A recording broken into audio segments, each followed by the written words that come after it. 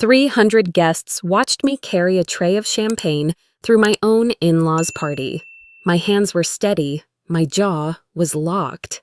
The black waiter's uniform clung to my shoulders like a second skin of shame, a uniform my mother-in-law had personally selected for me that morning. "The beggar finally looks the part," she'd said, smoothing the collar with her manicured fingers. For 3 years I endured this. The whispers behind my back, the laughter at family dinners, the nickname that followed me like a stain I couldn't wash off. They never asked what I did for a living. They never cared. To them, I was nothing but the poor fool who'd somehow convinced their son to marry me. What they didn't know, what no one in that glittering ballroom knew, was that my grandfather built a $50 billion empire. And I was his sole heir. I wasn't planning to tell them, not yet. But then their biggest client walked through the door, and the moment his eyes found mine, everything changed. Have you ever watched someone's entire world collapse in a single second? My name is Natalie Rhodes, though for the past 3 years, I've answered to Natalie Carter, my mother's maiden name, the identity my grandfather created to protect me from a world that would see me only as a fortune to be claimed. I'm 35 years old, the sole heir to Rhodes' empire, and to my husband's family, I'm nothing but the beggar who somehow tricked their son into marriage. But that night at the party wasn't where the story began. It began weeks earlier at a family dinner that looked like every other family dinner. Except this time I finally saw what I'd been refusing to see. I arrived at the Whitmore house at 5 o'clock, 2 hours before dinner, as I always did. Victoria expected the table set a certain way, the napkins folded into precise triangles, the wine glasses polished until they caught the light without a single streak. I'd learned her standards through years of silent correction, a raised eyebrow here, a pointed sigh there. She was arranging flowers when I walked into the dining room. She didn't look up. "The beggar's early," she said, as if commenting on the weather. "I suppose that's the one thing you're good at, showing up where there's food." I set my purse down and began unfolding the tablecloth. I didn't respond. I'd learned that too. It hadn't always been this way. When Marcus and I first married, Victoria was merely cold civil at holidays, distant at dinners, but never cruel. The cruelty started 2 years ago when Whitmore Properties began hemorrhaging money. Deals fell through, investors pulled out. The company that Derek had spent 40 years building started to crumble, and Victoria needed someone to blame. I became that someone. Suddenly, I was the curse, the bad luck, the omen of misfortune who had walked into their lives and brought ruin with me. It made no logical sense, but grief rarely does. And watching their empire shrink, they found comfort in having a target. Marcus arrived just before 7, kissing my cheek with the mechanical affection of routine. When his mother made a comment about extra mouths to feed, he studied his plate as if the pattern of the china held some profound meaning. He didn't defend me. He never did. I used to resent him for it. Now I just felt tired. I understood why he was this way. I'd seen the old family videos during our first year together. A young Marcus, maybe 7 or 8, standing up for a friend his mother had dismissed as not our kind. Victoria didn't yell. She simply stopped speaking to him. For 3 weeks, she treated her own son like a ghost. He broke eventually. He apologized for something that wasn't wrong. And he learned the lesson she wanted him to learn. Opposing her meant losing her love. Derek had never modeled anything different. He simply obeyed. Marcus wasn't cruel. He was broken. And I'd spent 2 years hoping I could fix what Victoria had spent a lifetime destroying. During dinner, my phone buzzed. I excused myself and stepped onto the back porch, closing the door behind me. "The Singapore acquisition is approved," I said, my voice shifting into something Victoria had never heard calm, authoritative final. "Proceed as outlined. My proxy will sign tomorrow." Through the window, I saw Jessica peering out at me laughing. She said something to Victoria, probably about telemarketers and delusions, but Victoria didn't laugh. Her eyes narrowed, and something flickered across her face. Not suspicion, calculation. I returned to the table as Derek's phone rang. He answered, listened, and the color drained from his face. Marcus checked his own phone moments later and went pale. "There's an emergency," he said. "Dad's calling a family meeting. Something about the bank." Victoria's jaw tightened. But just for a moment, I caught something else in her expression. Relief. As if the crisis she'd been waiting for had finally arrived. The family meeting happened that same night in Derek's study, with the door closed and the curtains drawn, as if the neighbors might somehow hear their shame. I wasn't invited, of course. I sat in the living room, pretending to read a magazine while their voices rose and fell behind the oak door. But Marcus told me everything afterward, his face gray with worry, his hands trembling slightly as he loosened his tie. The truth was worse than I'd imagined. Whitmore Properties was drowning in $60 million of debt. $15 million was due in 60 days, and the bank had already refused to extend the deadline. Years of bad investments, declining property values, and deals that fell through had finally caught up with them. The company that Derek's father had started and Derek had spent 40 years building was weeks away from complete collapse. Their only hope, Marcus explained, was a contract with Kessler Development. An $80 million deal that would generate enough profit to cover the immediate debt and restructure the rest. Raymond Kessler himself would attend a party at the Whitmore mansion to make his final decision. Everything depended on impressing him. Everything depended on that single night. I listened carefully, asking questions in all the right places, playing the role of concerned wife. But inside, I was doing calculations of my own. Raymond Kessler. I knew that name better than anyone in that house realized. His company was one of the crown jewels in my grandfather's investment portfolio. Rhodes Empire held 40% of Kessler Development's shares. Raymond reported to my board. He'd met me twice, both times in private, both times under strict confidentiality. He knew exactly who I was, and the Whitmores had no idea they were pinning their survival on a man who answered to their beggar daughter-in-law. The party planning began immediately, and Victoria took control with the precision of a general preparing for war. Guest lists were drafted and revised. Caterers were interviewed and dismissed. Florists presented samples that Victoria rejected with increasingly creative insults. Through it all, she seemed almost energized, more alive than I'd seen her in months. Crisis suited her. It gave her something to control. Then came the moment I'd been dreading. We were sitting in the living room discussing the event timeline when Victoria turned to me with a smile that didn't reach her eyes. She announced that I would be wearing a server's uniform at the party. Not as a guest, as staff. Her reasoning was delivered with the casual cruelty I'd come to expect. I had nothing to offer their guests, no impressive career, no useful connections, no social standing worth mentioning. The least I could do was make myself useful by carrying trays and refilling glasses. Jessica laughed openly. Derek nodded as if this were perfectly reasonable, and Marcus stared at the carpet, silent as always. I said nothing. I simply nodded and asked what color the uniform should be.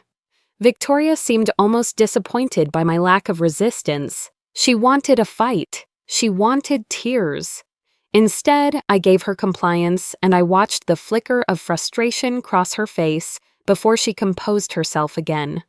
That night, I couldn't sleep.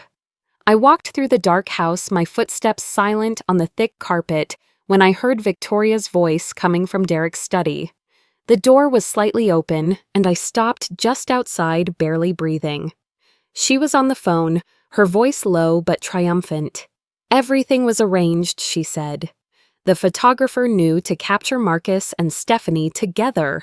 Stephanie, Raymond Kessler's daughter. I remembered Victoria's casual comment from the family meeting, the one that had made my blood run cold. Raymond was bringing his daughter to the party. She was single, successful, very accomplished. Victoria had suggested that Marcus should make her feel welcome. Now I understood what that meant. Then Victoria said something that made my heart stop. If Natalie didn't leave on her own after seeing Marcus with Stephanie, Derek had the papers ready.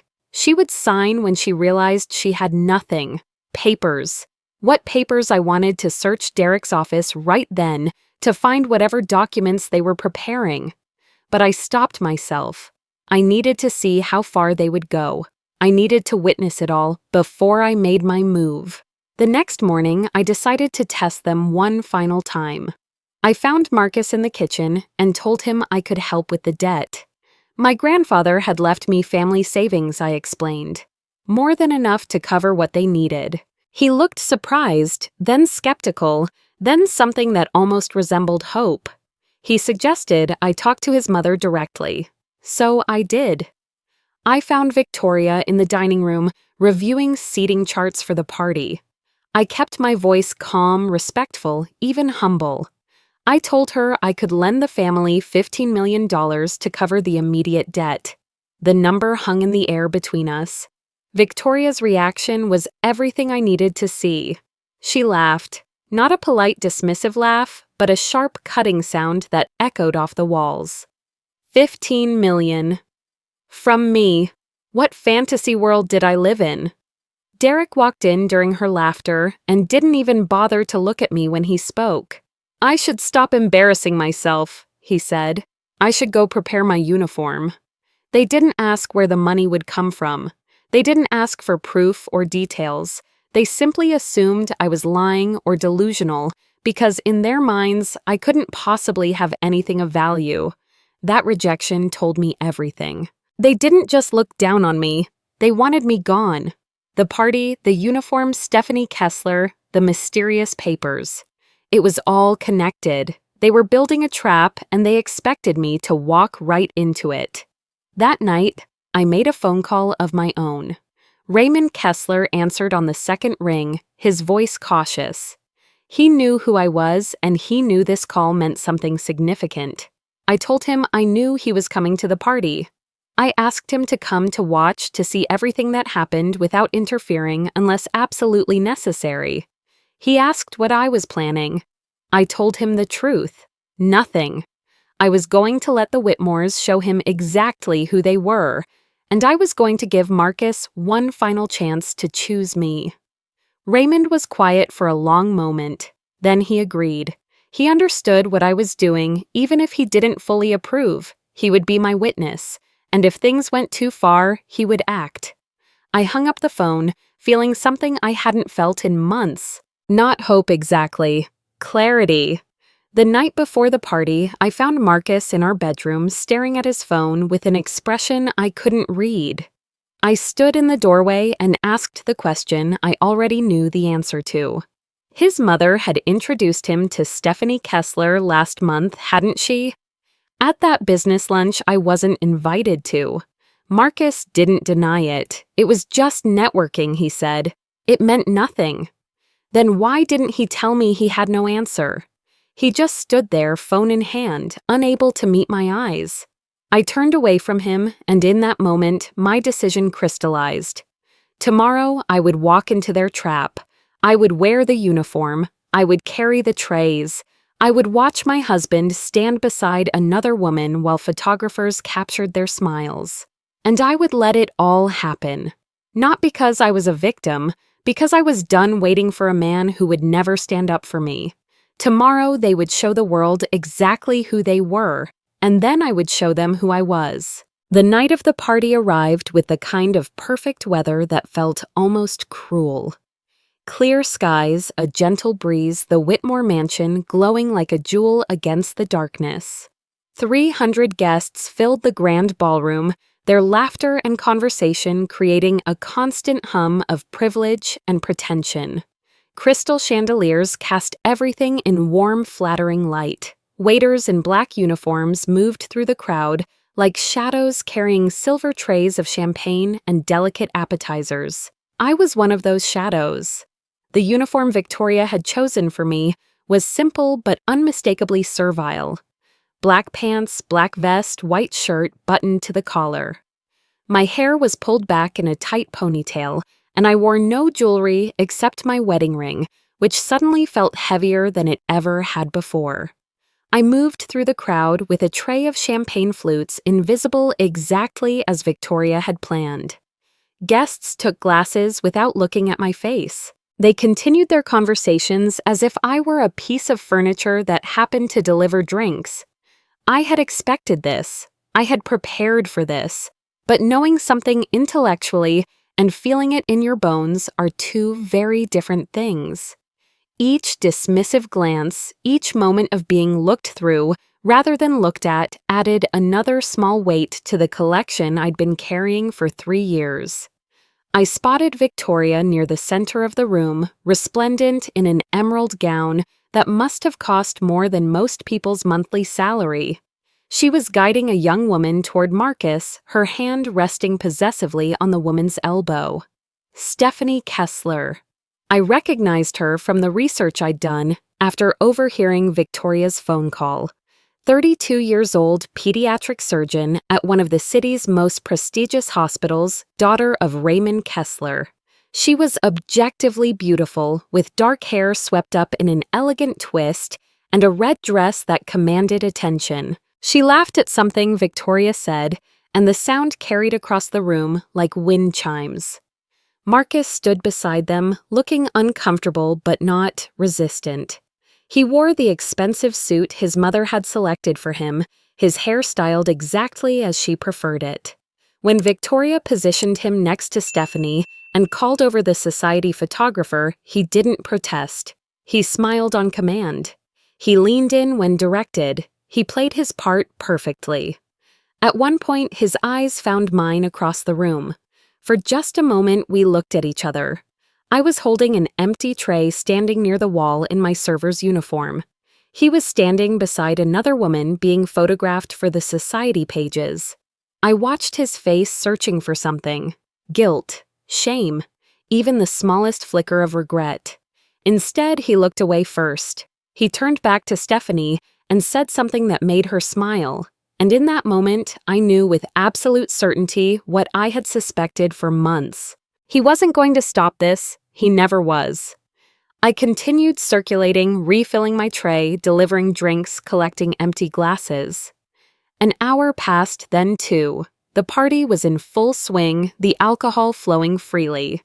Voices growing louder and less guarded. I was near the dessert table when Jessica found me. She'd been drinking heavily, her cheeks flushed and her eyes bright with malicious excitement. She grabbed my arm before I could move away, her grip surprisingly strong, and began pulling me toward the center of the room. I could have resisted. I could have pulled free and disappeared into the crowd, but I let her lead me, curious to see how far she would go. She positioned me in the middle of the ballroom and raised her voice loud enough to cut through the ambient noise. What she said next silenced the room. "Everyone should meet her brother's charity project," she announced, gesturing at me with her champagne glass. 3 years of marriage and nothing to show for it. They'd finally found something I was qualified for, carrying drinks. The laughter started slowly, then spread like a wave across the room. Hundreds of faces turned toward me, their expressions ranging from amusement to pity to outright contempt. I stood there in my server's uniform, holding my empty tray, and let them laugh. I watched Victoria's face light up with satisfaction. I watched Derek check his watch as if bored by the spectacle. I watched Stephanie Kessler shift uncomfortably, but say nothing to stop it. And I watched Marcus, my husband of 3 years, stare at the floor with his jaw clenched and his hands in his pockets. He didn't move, he didn't speak, he didn't defend me. Not one person in that room defended Natalie Carter. Then the main doors opened. The sound drew everyone's attention, and the laughter died as quickly as it had begun. Raymond Kessler stood in the entrance surveying the scene with an expression I couldn't read. He was a tall man in his late 50s with silver hair and the kind of presence that commanded respect without demanding it. Derek and Victoria rushed to greet him, their faces transformed into masks of welcoming warmth. This was the man they needed. This was the contract that would save everything. But Raymond barely acknowledged them. His eyes swept across the room, past the glittering guests and the crystal chandeliers, past the champagne and the flowers, and the carefully arranged displays of Whitmore wealth. His gaze found me still standing in the center of the room, still holding my empty tray, still wearing the uniform of a servant. For 2 years, Raymond had kept my secret. Since that private meeting where I'd revealed my true identity and asked for his discretion, he had said nothing to anyone. He'd watched from a distance as I conducted my test, respecting my wishes, even when he clearly disagreed with my methods. But this watching me publicly humiliated in front of 300 people, this he could not accept. He walked past Derek and Victoria without a word. He moved through the crowd which parted before him like water around a stone. He stopped directly in front of me, and for a moment the entire room held its breath. Then, Raymond Kessler, CEO of Kessler Development, the man. The Whitmores had spent months trying to impress, bowed. Not a nod or a slight incline of the head, but a formal, respectful bow. When he straightened, his voice carried to every corner of that silent ballroom. He called me Chairwoman Rhodes and asked for my forgiveness. He said he could no longer stay silent. The silence that followed was absolute. I could hear the ice melting in abandoned glasses, the distant hum of the kitchen refrigerators, the soft creak of expensive shoes shifting on the marble floor. Victoria's voice cracked when she spoke. She asked what he had called me. Raymond turned to face the room, his voice steady and clear. He explained that I was Natalie Rhodes' granddaughter and sole heir of Edward Rhodes, founder of Rhodes Empire. My family's company owned 40% of his business. I sat on his board, or rather I would, once I publicly assumed my role. He looked at me, then a question in his eyes. I set down my tray on the nearest table. The sound of silver touching marble was like a small explosion in that silent room. "Yes," I said. "I think tonight is that night." The reactions rippled outward like waves from a stone dropped in still water. Stephanie backed away from Marcus as if he had suddenly become contagious. Derek's face went from red to white to an alarming shade of gray. Jessica's champagne glass slipped from her fingers and shattered on the floor. And Victoria reached for the nearest chair because her legs could no longer support her weight. Marcus just stood there, frozen, his mouth slightly open, unable to process what was happening. My voice cut through the stunned silence. I told them I knew about the matchmaking. I knew about the photographs for the society pages. And I knew about the papers Derek was carrying in his jacket pocket right now.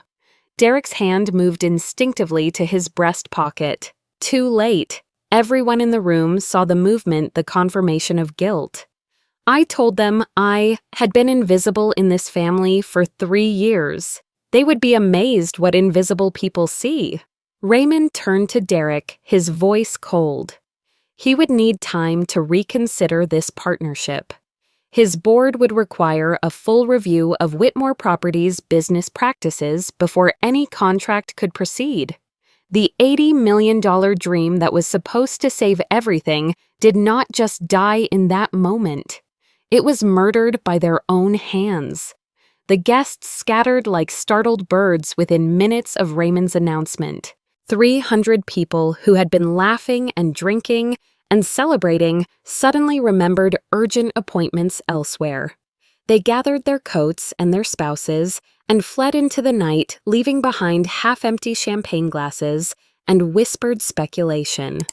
By the time the last car pulled away from the Whitmore mansion, only family remained. Victoria sat slumped in a dining chair, her emerald gown pooled around her like spilled water. Derek stood by the window, his back to the room, his shoulders rigid with barely contained fury. Jessica had disappeared upstairs, and I could hear her muffled sobs through the ceiling. Marcus stood in the middle of the ballroom, looking at me as if seeing me for the first time. I was still wearing my server's uniform, but somehow it no longer felt like a mark of shame. It felt like armor. I walked toward Derek, my footsteps echoing in the empty space. I stopped a few feet away and asked him for the papers in his pocket. He turned to face me, his expression cycling through denial, defiance, and finally defeat. With trembling hands, he reached into his breast pocket and withdrew a folded document. I took it from him and opened it slowly, letting the pages unfold in the silence. It was not divorce papers, as I had initially suspected.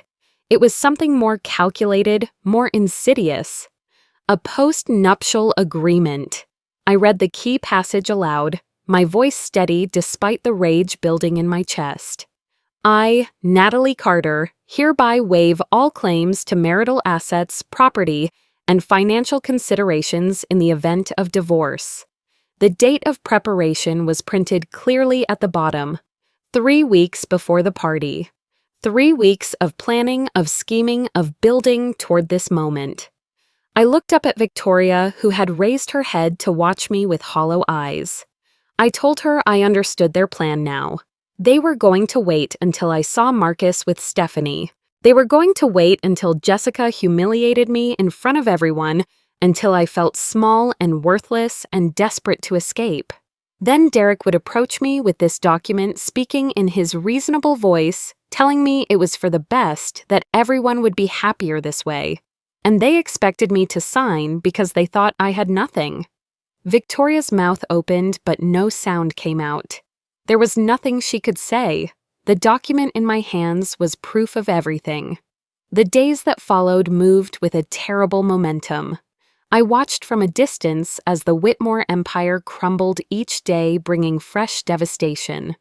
By the morning after the party, the story had spread through every business circle in the city. The details grew more dramatic with each retelling, but the core remained the same. The Whitmores had publicly humiliated a woman who turned out to be one of the wealthiest heiresses in the country. They had dressed her in a servant's uniform at their own party. They had laughed at her and called her a beggar, while their most important business partner looked on in horror. It was the kind of scandal that destroyed reputations forever. On the third day, Raymond Kessler's board held an emergency meeting. The vote was unanimous. All contract discussions with Whitmore Properties were terminated immediately, citing reputational and ethical concerns. The $80 million deal that was supposed to save everything vanished like smoke. On the 7th day, the bank called in the $15 million loan. No extensions would be granted. No negotiations were possible. They wanted their money, and they wanted it now. Derek spent hours on the phone, pleading with executives he had known for decades, but the doors that had once opened at the sound of his name were now firmly closed. On the 14th day, 3 more investors withdrew their funds from various Whitmore projects. Word had spread that the company was toxic, that anyone associated with the Whitmore name would be tainted by association. The exodus became a flood. On the 21st day, the first wave of employees resigned. They could see the writing on the wall, and none of them wanted to go down with a sinking ship. Key managers, talented salespeople, experienced administrators. They all found reasons to leave, taking their skills and their client relationships with them.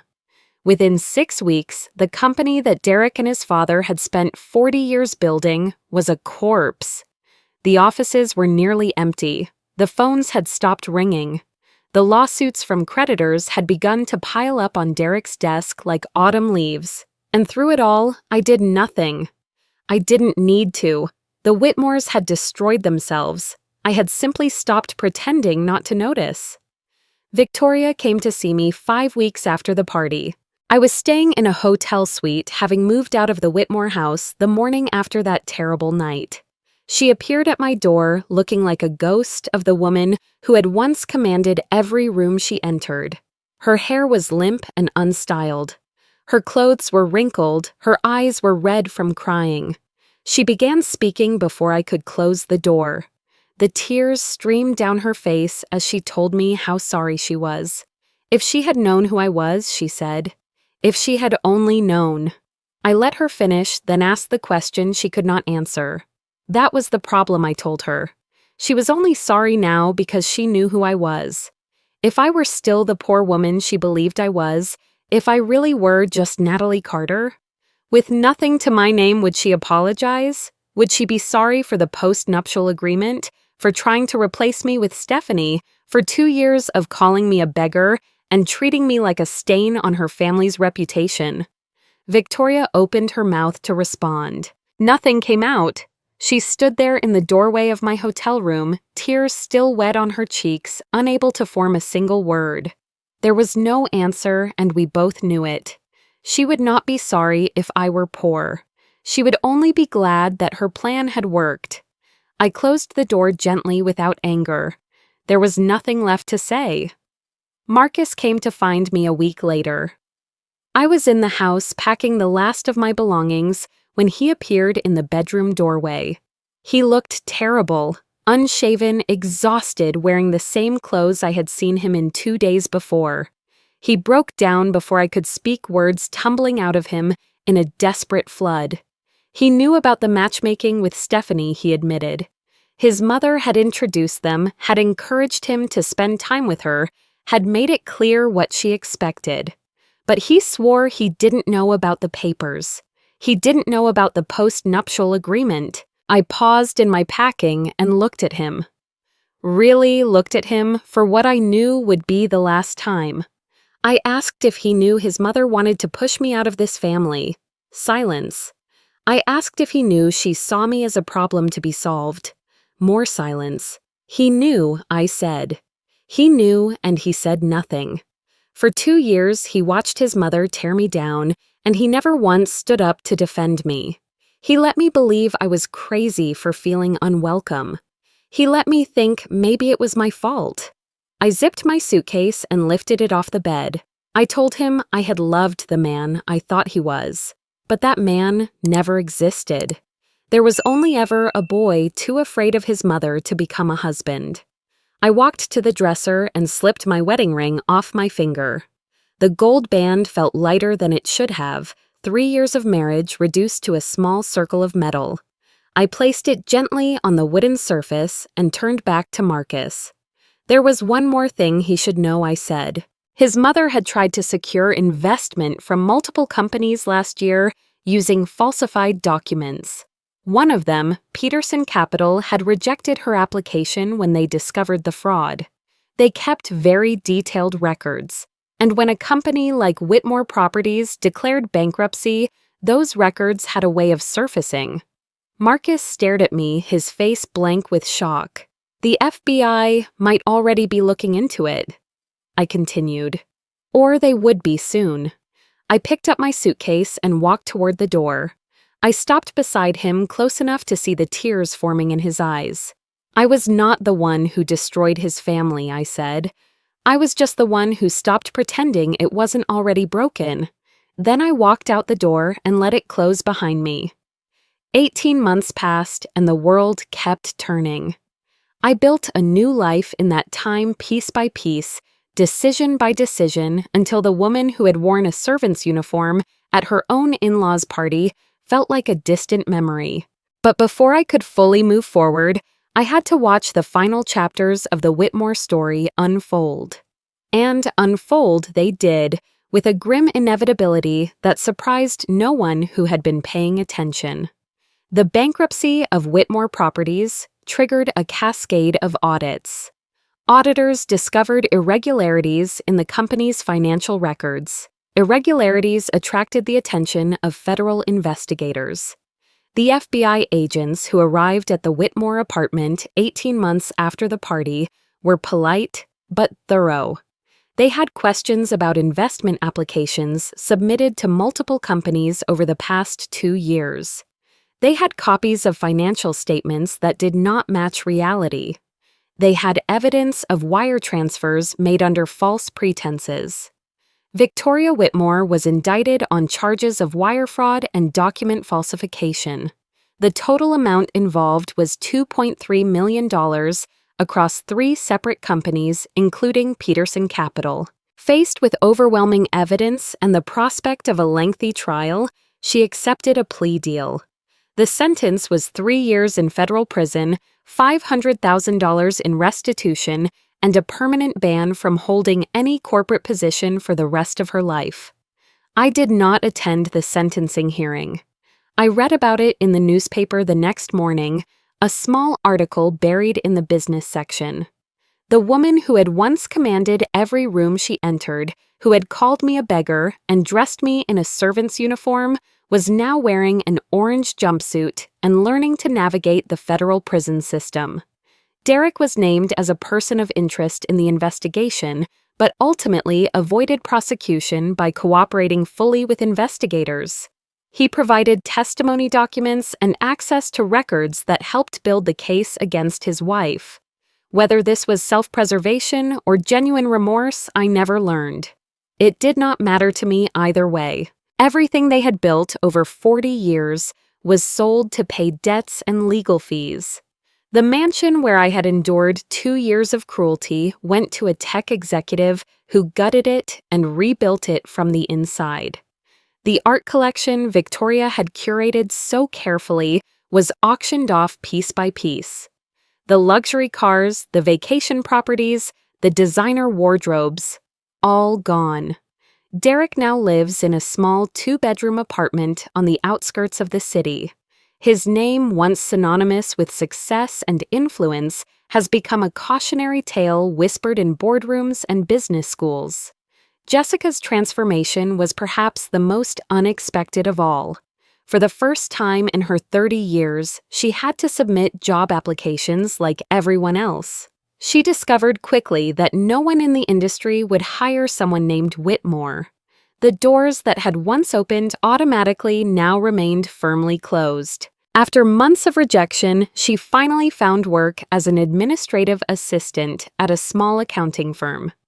Entry-level position, no status, no shortcuts, no special treatment.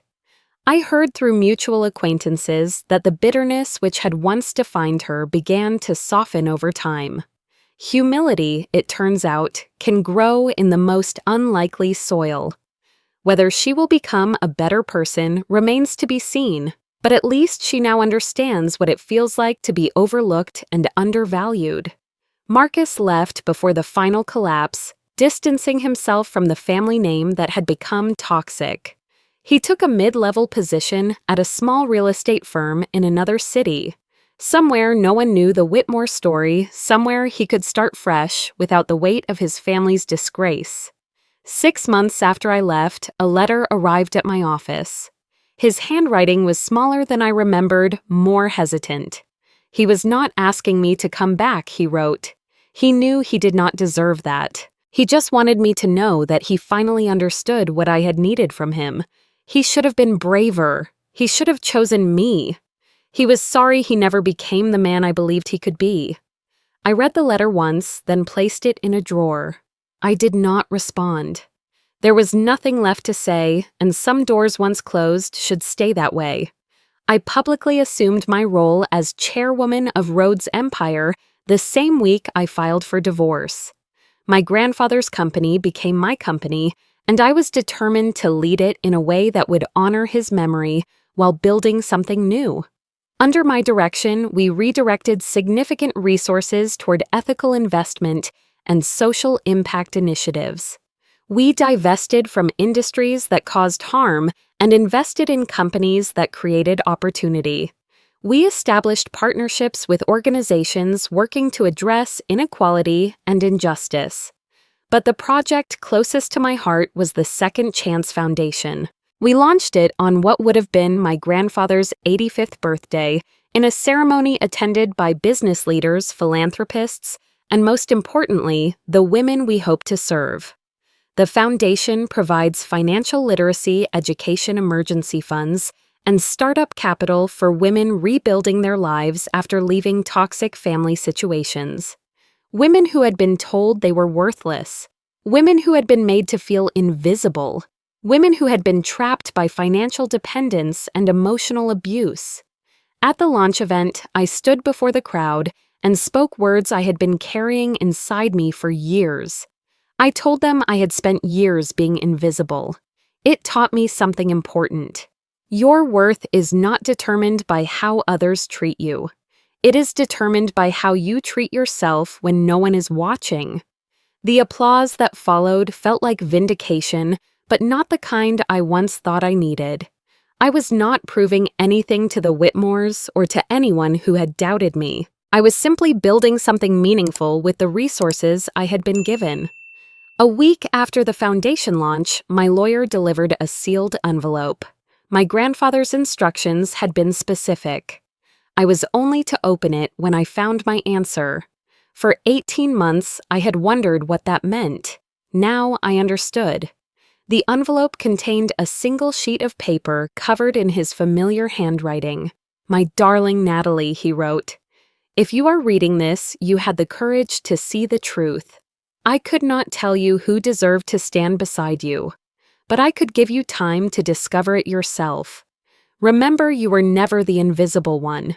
They were simply too blind to see the light you carried. Build something beautiful with what I have left you, not for revenge, not for validation, for the joy of creation itself. I love you always." Grandfather. I read the letter twice, letting his words sink into my heart. Then I folded it carefully and put it away. I did not need his permission to move forward. But it was nice to know he had always believed I would. People ask me sometimes if I regret staying silent for so long. I tell them the truth, I do not regret it. That silence showed me exactly who they were, and more importantly, who I was. I did not need revenge. I did not need them on their knees begging for forgiveness. I only needed one thing: to know that I could walk away from people who never valued me and still be whole. Some women spend their entire lives waiting for permission to matter. I stopped waiting, and I discovered the most beautiful truth of all. I never needed their permission. I stand on the balcony of my new office, now the corner office my grandfather once occupied, watching the city spread before me full of possibility. My phone buzzes with a text from the foundation director. 3 more women approved for startup grants today. They asked me to thank you. I smile and slip the phone back into my pocket. I do not know what the future holds. Maybe love again someday. Maybe not. It does not matter. For the first time in my life, I am not waiting for anyone. I am already complete. There are people who do not need to prove who they are. They simply wait until silence is no longer a choice. And when they finally speak, the whole world listens. Natalie's story teaches us something that many of us learn too late in life. Your worth is never determined by how others treat you. It is determined by how you hold on to yourself when everyone around you tries to make you feel small. Too many people spend years waiting for permission to matter, waiting for someone else to see their value before they believe in it themselves. But the truth is, you do not need anyone's approval to know who you are. If you are in a situation where you feel invisible, where the people who should love you make you feel like a burden, please remember this. Silence can be a strategy, but it should never become your identity. There comes a moment when you must choose yourself, even if it means walking away from everything you thought you wanted. The people who truly deserve to stand beside you will never make you question your worth. And if they do, you have every right to leave and build a life where your light is seen. Thank you for listening to this story. If it touched your heart, please subscribe to our channel and turn on notifications so you never miss a new story. We would love to hear your thoughts in the comments below. Have you ever felt invisible in your own family? How did you find your strength? Share your experience with us.